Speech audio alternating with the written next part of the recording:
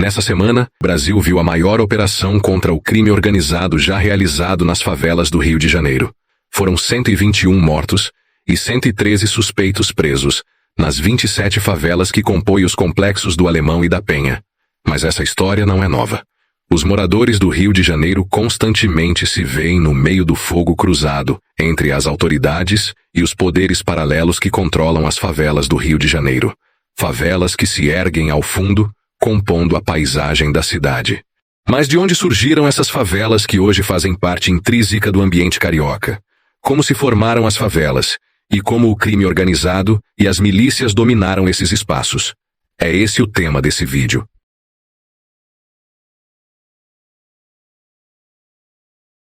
Da Canudos ao Morro, onde nasce a palavra favela. As favelas do Rio nasceram do improviso e viraram cidade. A história começa longe, no sertão baiano. Entre 1896 e 1897, a Guerra de Canudos mobilizou milhares de soldados. Muitos voltaram ao Rio sem a terra prometida. Encontraram um morro perto do porto, ergueram barracos e batizaram o lugar com a lembrança da Serra do Nordeste. Favela. Depois virou o Morro da Providência. O nome grudou e passou a designar outros assentamentos erguidos às pressas, em encostas e baixios, fora da regulação urbana. A partir dali, favela carregou duas forças ao mesmo tempo: estigma por parte da cidade formal e resistência por parte de quem precisou inventar moradia com as próprias mãos. No início do século XX, o Rio quis parecer Paris. Entre 1902 e 1906, o prefeito do Rio de Janeiro, Pereira Passos, abriu bulevares, alargou avenidas e derrubou cortiços no centro. A cidade ganhou vitrine, mas não ofereceu alternativa acessível para quem foi desalojado. Ao mesmo tempo, o Rio crescia com portos, trens e indústrias, atraindo migrantes do interior e de outros estados. Sem moradia acessível, a autoconstrução nas encostas e baixadas acelerou. É o momento em que favelas como Santo Amaro, Mangueira e Morro do Salgueiro se consolidam no mapa social. A partir dos anos 1950, e com força entre 1960 e 1970, o poder público e parte do mercado imobiliário passaram a enxergar a erradicação de favelas como política moderna. No governo Carlos Lacerda, de 1960 a 1965, o Estado removeu comunidades inteiras de áreas valorizadas, sobretudo na Zona Sul, para erguer conjuntos habitacionais longe dos centros de emprego. Surgem, nesse contexto, conjuntos como Vila Kennedy, Vila Aliança, Cidade Alta, e já na virada para os anos 1970, a Cidade de Deus. Depois do golpe de 1964, o Banco Nacional da Habitação, BNH, impulsionou esse modelo com financiamento e escala. Entre o fim dos anos 1960 e meados dos 1970, mais de 100 mil pessoas foram removidas e cerca de 60 favelas destruídas. A promessa era moradia digna. A prática, muitas vezes, produziu periferias sem serviços, sem transporte adequado e sem as redes de trabalho que sustentavam as famílias. Diante das remoções, moradores se organizaram. Em 1963, nasce a FAFERJO, Federação das Associações de Favelas do Estado do Rio de Janeiro, articulando lideranças contra despejos e por urbanização. Mesmo sob a ditadura, a rede comunitária lutou por água, luz, escolas e regularização.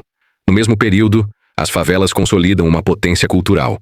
Escolas de samba como a Estação 1ª de Mangueira, no morro homônimo, projetam o samba do território para o mundo. A cultura das favelas, do samba ao funk, do artesanato ao audiovisual, torna-se também ferramenta política e econômica, afirmando identidades e narrativas. Antes de continuarmos, gostaria de pedir um favor. Se você gosta desse tipo de conteúdo, se inscreva, curta e ative o sininho para receber os próximos vídeos. Isso ajuda a gente a continuar trazendo informação para você. A redemocratização abriu outra janela. Em meados dos anos 1990, a prefeitura lançou o Favela Bairro. A ideia parecia óbvia e, por isso, revolucionária: urbanizar onde as pessoas já moravam.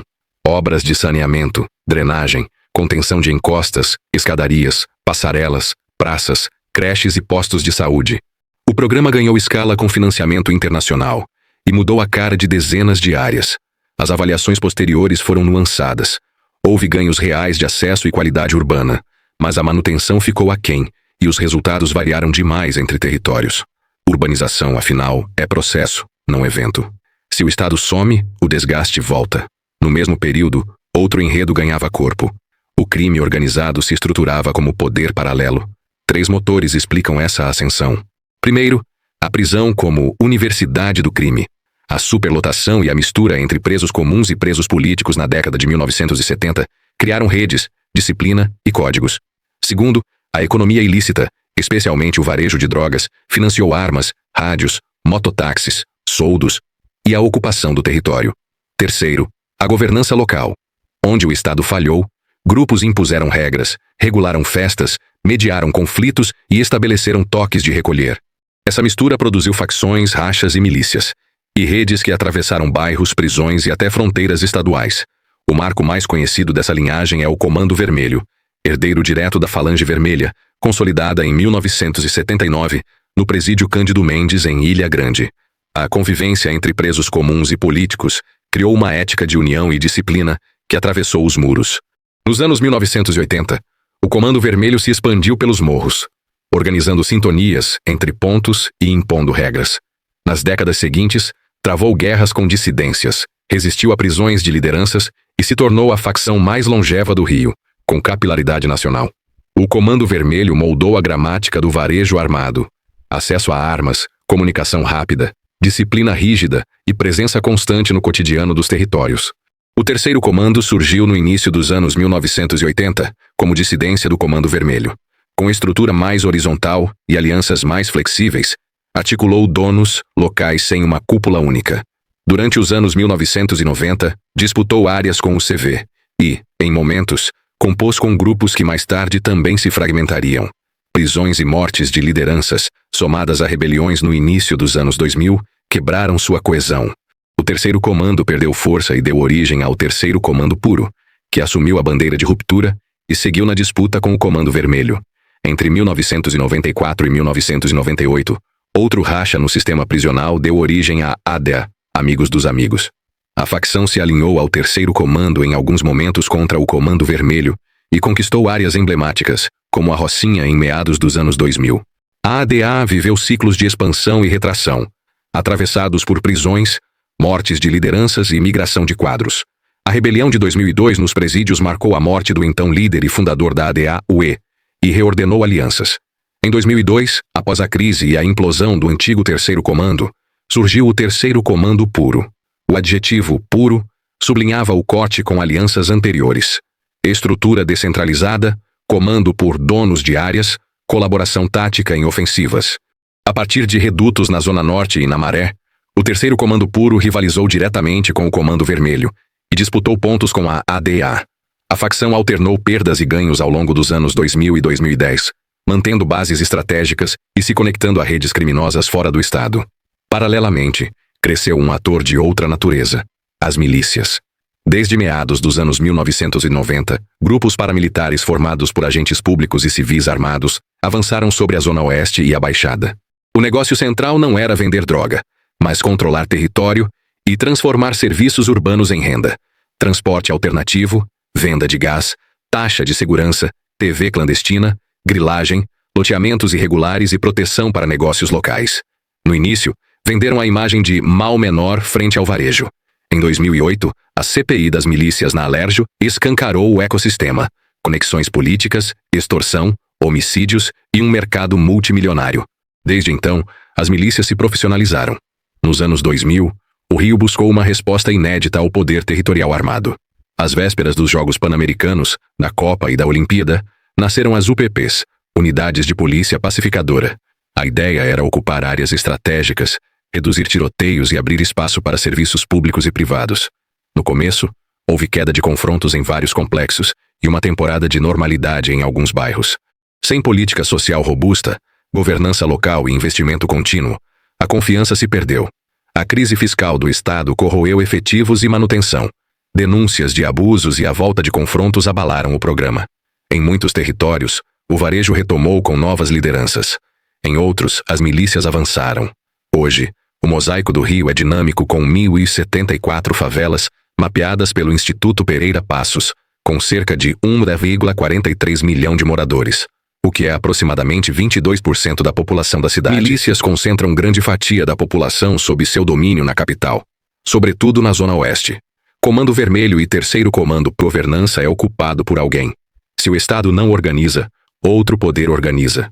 Se a escola não abre, A regra de outro ator impõe hora e preço. Se a escritura não sai, o grileiro aparece antes. Também vale lembrar como chegamos até aqui. Um século atrás, a cidade despejou cortiços para modernizar o centro. Meio século atrás, removeu favelas em massa e inaugurou conjuntos distantes. 30 anos atrás, urbanizou parte das comunidades e provou que era possível integrar a cidade real. 20 anos atrás, tentou pacificar territórios com polícia sem amarrar o pacote social. Em cada fase, a pergunta essencial ficou: quem governa o cotidiano? Quando o poder público assume esse lugar de forma previsível, com orçamento, metas e participação de moradores, a sigla na parede importa menos.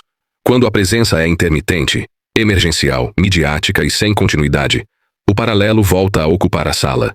O censo 2022 ajudou a dimensionar a cidade que existe de fato. O recorte de favelas e comunidades urbanas mapeou milhares de áreas no país e uma população na casa de dezenas de milhões, com o estado do Rio liderando a proporção urbana.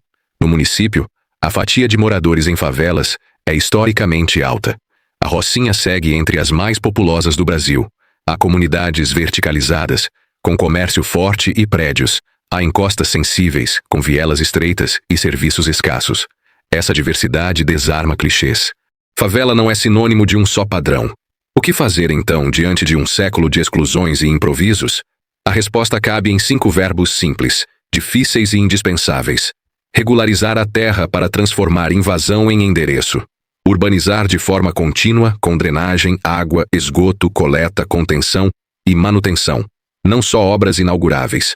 Cuidar com saúde da família, educação integral e proteção social, que entram na viela e conhecem as pessoas pelo nome. Proteger com policiamento de proximidade, investigação qualificada e metas de redução de violência, governadas por dados e controle externo. Trabalhar com estímulo ao pequeno negócio, crédito, formação e conexão com a cidade formal. Só assim dá para quebrar a lógica que alimenta o poder paralelo